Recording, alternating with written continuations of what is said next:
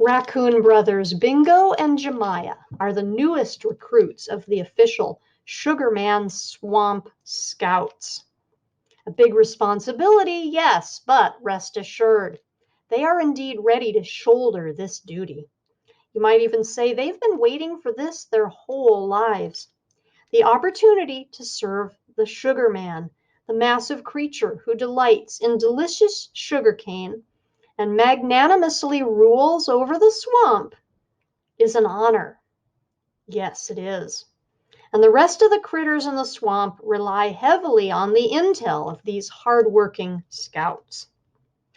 12-year-old Chap Brayburn, on the other hand, is not a member of any such organization, but he does know the canebrake lullaby and how to fry a sugar pie like nobody's business. Plus, he loves the swamp something fierce. He'll do anything to protect it. Well, good thing for that, because there's a gang of wicked feral hogs on the march, headed straight toward Sugarman Swamp. And there's a group of developers headed toward the swamp from another direction. Slowly at first, but picking up speed as they go, they all barrel forward. Wake up, Sugarman. Wake up.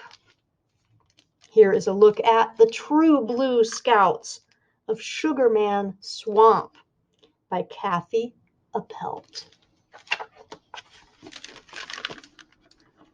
From the rooftop of Information Headquarters, Bingo and Jemiah stood on their back paws and watched Little Mama and Daddy-O trundle away. Their stripy gray and black silhouettes grew smaller and smaller in the deepening dusk. Daddy-O called out, "Make us proud, boys."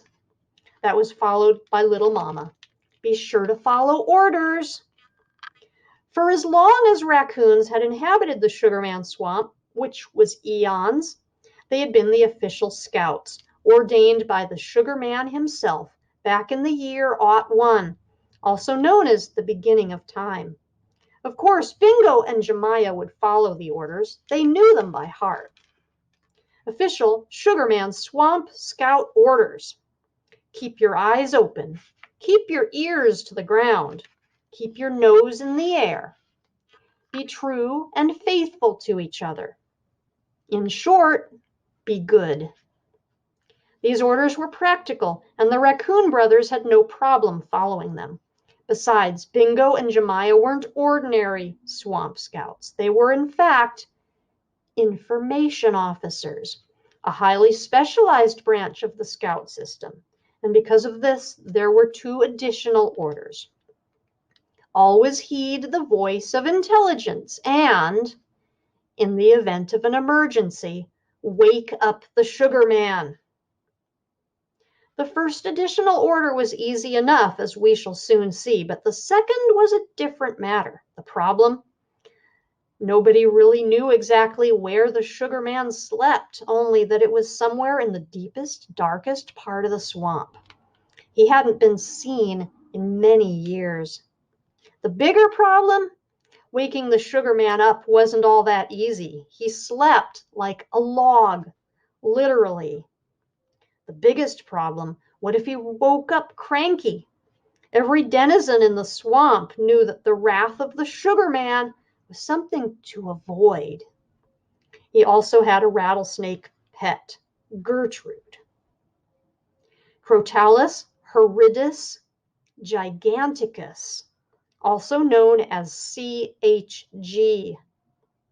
Brothers and sisters, the stakes were high. Got to go way, way back into yesterday, and the yesterday before that. Maybe a million yesterdays, actually more than a million, a gazillion yesterdays to hear about the Sugarman. Got to go back to when the sea had only barely rolled its way south into the Gulf of Mexico and left behind the slow-moving Bayou Torterel, which meandered through the middle of a wide, open marsh.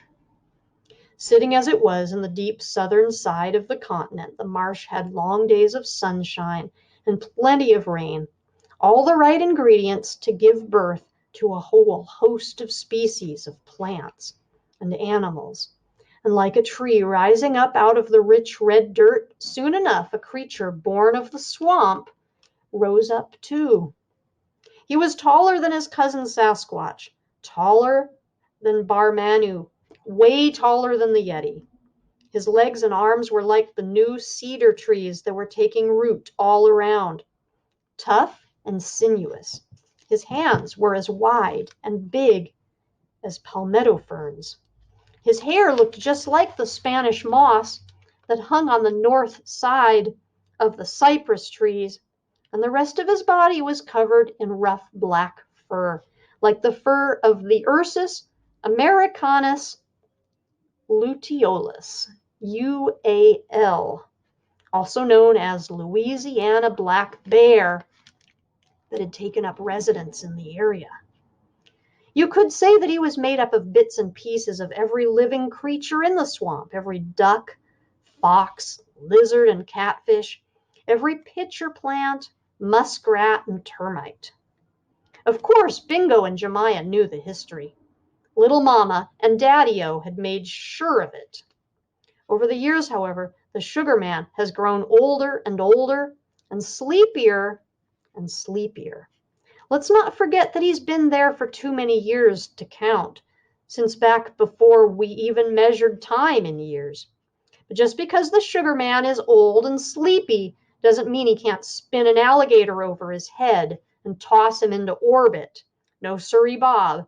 In fact, whenever he gets mad, he tends to throw things. All in all, it's not a good idea to stir up the wrath of the sugar man. And this has been a look at The True Blue Scouts of Sugarman Swamp by Kathi Appelt.